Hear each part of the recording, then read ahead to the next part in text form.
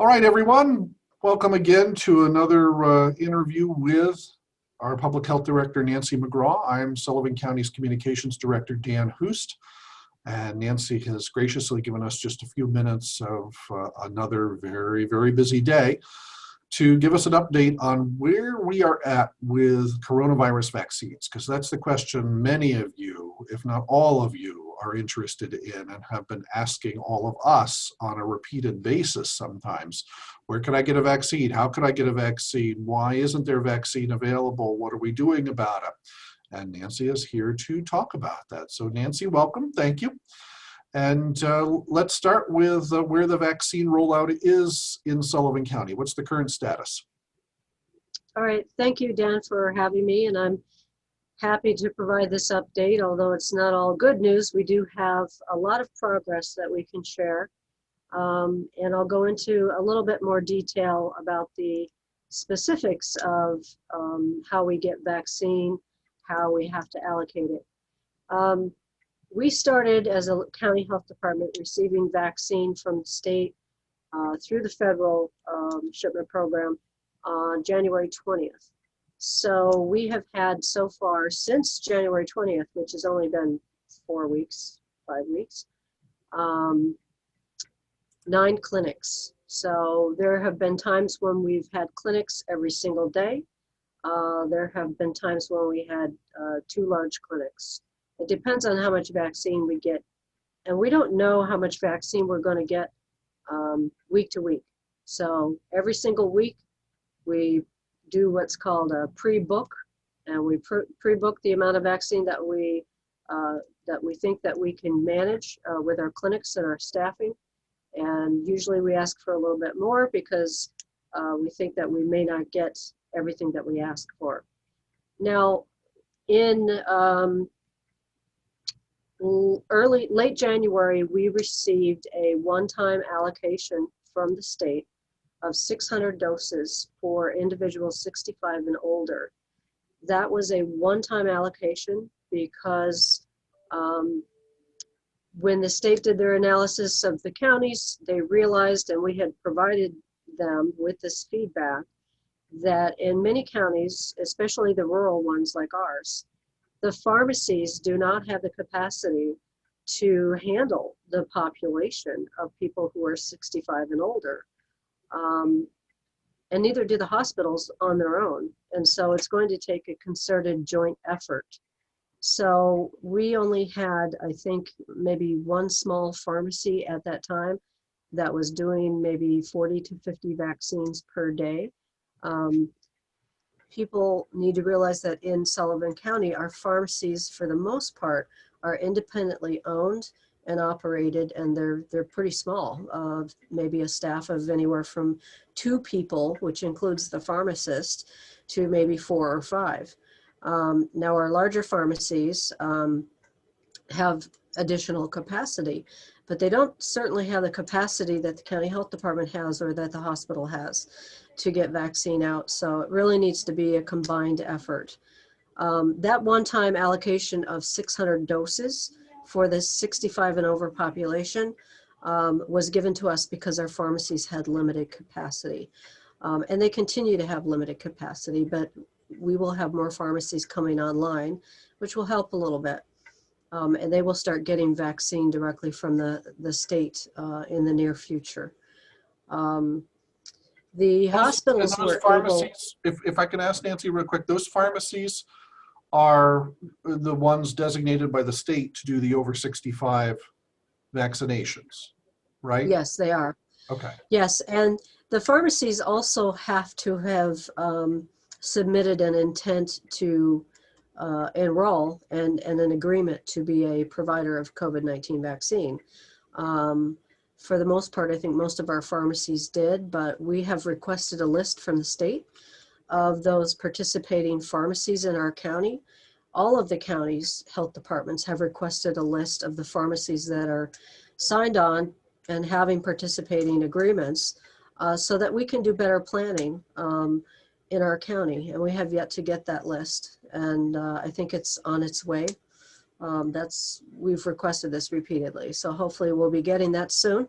and we could do better planning. The other piece to this is working with our hospitals, and well, with our hospital, I should say, who's done an amazing job. They started receiving vaccine in December. The hospitals, if you recall, in every county were the primary distribution sites initially, and it was only the hospitals because they wanted to vaccinate the healthcare workers first, which made sense. But now as we're moving forward and looking at more of community-wide vaccination efforts, you know, things are changing and the planning is really a moving target. We're required and told by the state how to distribute, how which groups are eligible. There may be 100 different types of individuals with different roles and responsibilities under essential workers that become eligible, and the state adds more each week that become eligible, but that does not match up with the supply of vaccine. So we find ourselves in a very difficult position of having to explain to people why we don't have the vaccine available to the vast majority of the public. And we're not alone in this. Every single county in the state is in the same circumstance. We were allocated vaccine based on our population size. And as you know, Sullivan County in the Mid-Hudson Valley has a much smaller population, especially compared to Westchester and Orange County, even Ulster County. So we have only gotten a very small amount of vaccine. That is the other factor that's contributing to people's frustration. Whereas you may see in the news that other counties are doing clinics of 1,200 people per day, or they got 1,700 vaccines and you know, had this mass clinic. We asked for 1,000 and we got 600. That was a one-time allocation. So we also got 200 that same week for essential workers. We asked for 400 vaccines last week, and I think we're getting 200 if it ever gets here. So we can get into that next. Well, let me ask too, with what we're asking for, that's based on a challenge you've had with being able to meet the demand also in terms of our staffing. That's why I think we've been talking about creating a volunteer reserve corps. Not talking about, we're working on it actively. I think we have close to, last I checked, 100 people signed up to be volunteers. Will that help us vaccinate more people at single events? Yes, yes, theoretically, as long as we have the vaccine. So that's what we've been planning and working on. It's not a quick or easy process, but we've made some great progress in terms of getting volunteers on board. We have an individual who is working on that, and we have made pretty good strides in getting, I think, as you said, approximately 100 volunteers. Believe maybe half of them are licensed in some form or another. Whether they're nurses or other licensed medical professionals that have the ability to help us vaccinate under the executive order because of the pandemic. So there's credentialing that takes place. There's training that needs to take place. And as you can imagine, virtual training. And then hands-on training, the first clinic that they volunteer for. We are working out scheduling right now in terms of scheduling our first very large clinic at SUNY Sullivan. And we're picking dates in March, and we will be sending out very soon, probably before the end of this week, correspondence to all the volunteers that signed up to determine their availability for those dates and secure commitments from our volunteers. So we have a staffing plan and a pod plan, which is a point of distribution. That's been in place for many, many years due to public health emergency planning that all health departments are required to do. We've done drills for many years at the college. We actually did a couple of clinics there. We did a drive-through clinic there, flu clinic in October of this past year. So we're very familiar with the location and the layout. We have to make sure, as you can imagine, that we have all the appropriate staff and volunteers to plug into the different roles for the clinic, whether it's vaccinator, greeter, line monitor, registration, logistics, supply, inventory management, security. There's a lot that goes into this. And so, we want to make sure that we are prepared with the individuals and we have everything ready to go. And we believe that we will be. The other big factor is how much vaccine we will get. So we pick a date, we've got our volunteers ready to go. They're trained, credentialed, they've committed to certain dates, and we can order, as much vaccine as we think that we can manage in a 7-8 hour day, or maybe even longer. And, we have a throughput rate, which is how many people per hour can you get through? And we've got that down pretty well with our current staffing plan. So we're planning on doubling that. And because we're using around 25, average 25 staff and volunteers currently. So if we double that to 50 or even to 100 at some point when we get this rolling, it's all dependent on the amount of vaccine that we get. Yeah, because you could have a whole bunch of people there, but you only have 100 doses. Right. Well, we put our orders in on Monday for the following week. And so by the end of the week, we find out how much we're actually going to get. And then we have to wait and get the confirmation that it's been shipped. Now this week, due to the weather, there was a problem with the shipping of the vaccine. We're not the only county. Many other counties across the state have not received their vaccine, and so we're having to cancel clinics. So, and actually, I think you had to cancel 2 clinics this week due to weather. Yes, both weather and not having vaccine.